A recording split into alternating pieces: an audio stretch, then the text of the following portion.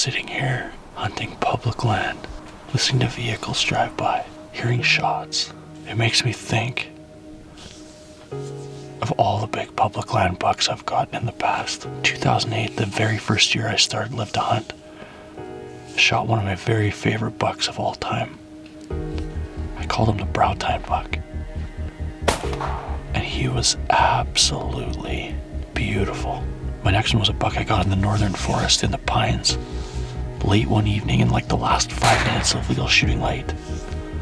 163 inch 6x5, just a row of tines. My next one was in 2013, minus 30 degrees Celsius, sitting with my brother Brandon, and I called him the Drop Beam buck. He was a 6x4, number 4. My biggest public land buck, my biggest whitetail buck to date.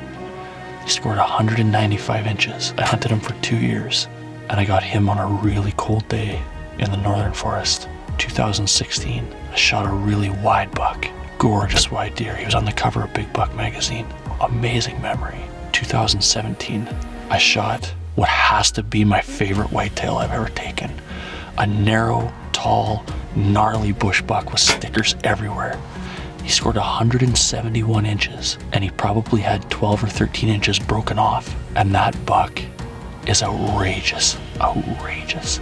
The next deer I got was in 2018, and it was a buck that I called Funky, a public land buck that's 7 or 8 years old. He scored 167, and he had a 6-inch broken point. He would have been in the 170s if he wasn't busted. My next whitetail buck was in 2019. We called him the Triple Brow buck, a buck that I had found antlers off of. One of the gnarliest, charactered up bucks you're ever gonna see. But I appreciate all of them, I really do. 2020, that giant 5x5 was my very first Boone and Crockett whitetail buck and my 9th public land whitetail over 160. And that brings us up to speed. Waiting for number 10. The next 2 days, the wind was perfect, and even more importantly, it was a red moon.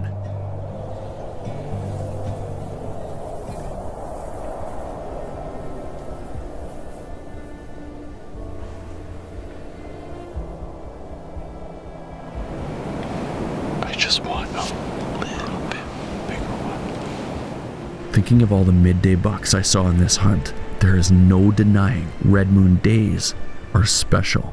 This is public land with serious hunting pressure, and I was covered up in good deer all day long.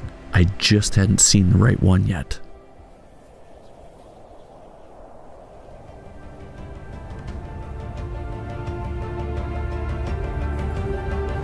That's him.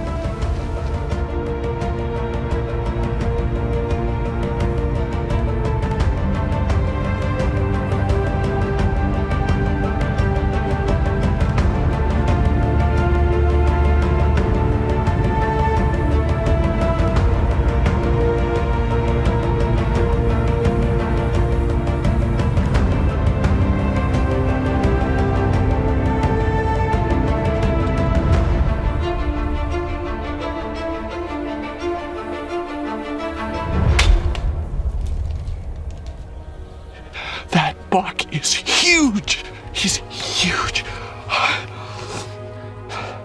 I don't know what that deer scores. I know he's over 160. I know that for a fact. Watching him walk through these poplars, it was a thrill that you dream about. I heard him crash. There he is. There's my buck right there. Oh, he is awesome.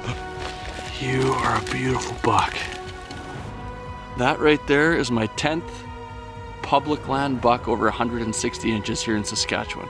So proud and so grateful for the journey. It's crazy. There's cameras everywhere in here. There's trucks. There's orange vests and jackets walking everywhere. For him to walk in at 2 o'clock, it's no coincidence that it's a red moon right now. This deer means the world to me. And he is beautiful. November 24th, 2021, a red moon. Looking back on that journey is super cool stuff. 10 public land bucks over 160 inches. It was a grind. If somebody told me that I had to go back and live that journey again, I'm sure I would do it, but boy, I would cringe because it was a long haul. Looking at the Moon Guide app and the red moon over time, when you can go back in history, I've seen that 6 of those 10 bucks fell on the red moon, and that's no surprise. When you're hunting public land bucks and giant deer anywhere, you need an edge, something that tells you or gives you that chance or educates you to help predict when a big buck might give you an opportunity. That's exactly what the Moon Guide and the red moon does, and I'm super grateful for it.